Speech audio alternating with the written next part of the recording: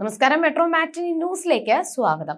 Hema committee റിപ്പോർട്ടിൽ പരാമർശിച്ചിരിക്കുന്ന 15-അംഗ power ഗ്രൂപ്പിനെ സംബന്ധിച്ചുള്ള ചർച്ച മുറുകുകയാണ്.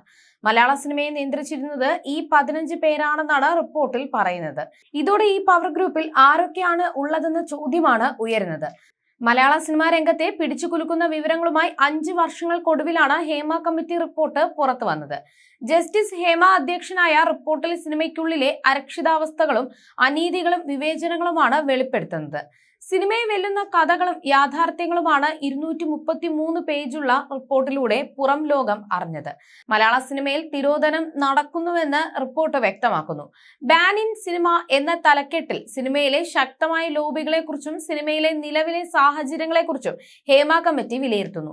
ഇതിലൂടെ നിലവിലെ മലയാള സിനിമാ മേഖലയിലെ പ്രശ്നങ്ങളെക്കുറിച്ച് വ്യക്തമാക്കുകയാണ് ഹേമ കമ്മിറ്റി.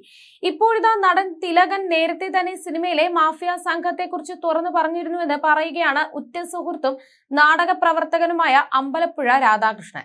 ഹേമ കമ്മിറ്റി റിപ്പോർട്ടോടെ അദ്ദേഹം പറഞ്ഞ പല കാര്യങ്ങളും ഇപ്പോൾ കൂടുതൽ വ്യക്തമായി തെളിഞ്ഞു വന്നിരിക്കുകയാണ്. ഈ മാഫിയയ്ക്ക് മുൻപിൽ കുമ്പിട്ട് നിൽക്കാത്തത് കാരണമാണ് അവർ അദ്ദേഹത്തെ ദ്രോഹിച്ചതെന്നും രാധാകൃഷ്ണൻ പറഞ്ഞു. മാതൃഭൂമി ന്യൂസിനോടാണ് അദ്ദേഹത്തിന്റെ പ്രതികരണം.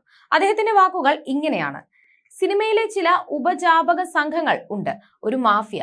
തിലകൻ ഉൾപ്പെടെ ഇക്കാര്യം പറഞ്ഞിട്ടുണ്ട്. ഒരു തവണ അദ്ദേഹത്തിനൊപ്പം അബാദിൽ നടന്ന ചർച്ചയ്ക്ക് ഞാൻ പോയിരുന്നു.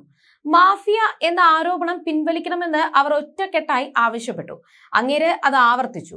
ഫെഫ്കയിലും അമ്മയിലും മാഫിയ ഉണ്ടെന്നും അതിനാൽ പിൻവലിക്കുന്ന പ്രശ്നമില്ലെന്നും പറഞ്ഞു. തിലകനെ വളരെ വലിയ രീതിയിൽ അവഗണിച്ചു. അദ്ദേഹത്തെ മാനസികമായി പീഡിപ്പിച്ചു. എന്തിനാണ് എന്നെ അവർ മാറ്റി നിർത്തുന്നതെന്ന് അറിയില്ലെന്ന് അദ്ദേഹം പറയുമായിരുന്നു. ആർക്കും വഴങ്ങാനും കൈകൂപ്പി നിൽക്കാനും എനിക്ക് കഴിയില്ലെന്നും അതിന്റെ ആവശ്യമില്ലെന്നും പറഞ്ഞു. ഞാനൊരു നടനാണ്. എന്റെ പ്രേക്ഷകർ ആണ് ഗുരുജനങ്ങൾ. അവരെ എനിക്ക് വിശ്വാസമാണ്. അവരെ ആരെയും നോക്കേണ്ട കാര്യം എനിക്കില്ല എന്നാണ് രാധാകൃഷ്ണൻ വ്യക്തമാക്കിയത്. മാഫിയ ഉണ്ടെന്നതിന്റെ തെളിവല്ലേ ഇപ്പോൾ വന്നത്. മരിക്കുന്നതിന് മുൻപ് ഒരു അഭിമുഖത്തിൽ അദ്ദേഹം പറഞ്ഞിട്ടുണ്ട്, ഈ മാഫിയയിലെ പ്രധാന കണ്ണി വൈകാതെ അഴിയെണ്ണുമെന്ന്. കേരള സമൂഹം അത് കാണുമെന്ന്. കണ്ടല്ലോ, ദിലീപ് അഴിയെണ്ണിയില്ലേ. തിലകൻ ചേട്ടനെ ഏറ്റവും കൂടുതൽ ദ്രോഹിക്കാൻ മുൻപിൽ നിന്നത് ദിലീപാണ്. തിലകനെ വിലക്കിയതോടെ എന്താണ് സംഭവിച്ചത്?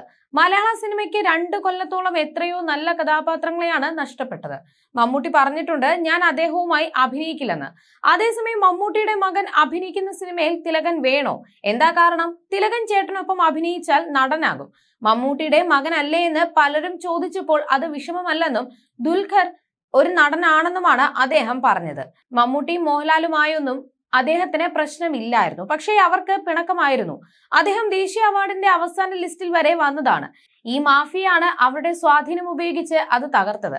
ആ ചർച്ച വന്നപ്പോൾ തന്നെ അദ്ദേഹം പറഞ്ഞിരുന്നു, എനിക്ക് അവാർഡ് കിട്ടില്ലെന്ന്. ഇവർ വിലക്കുമെന്ന്. അതുപോലെ തന്നെ വിലക്കി. നിർമ്മാതാക്കളും സംവിധായകരും മമ്മൂട്ടിയോടും മോഹൻലാലിനോടും ഡേറ്റ് ചോദിക്കുമ്പോൾ ഒപ്പം തിലകൻ ഉണ്ടെന്ന് പറഞ്ഞാൽ അവർ പറയും എനിക്ക് ഡേറ്റ് ഇല്ലെന്ന്.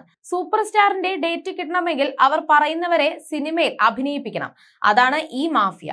ഇപ്പോൾ വിവരങ്ങളൊക്കെ പുറത്തു വന്നല്ലോ. ആരെയൊക്കെ അഭിനയിപ്പിക്കണം എന്ന് തീരുമാനിക്കുന്നത് ഈ സൂപ്പർ താരങ്ങളാണ്. ഈ 14 പേരാണ് രാധാകൃഷ്ണൻ പറഞ്ഞത്.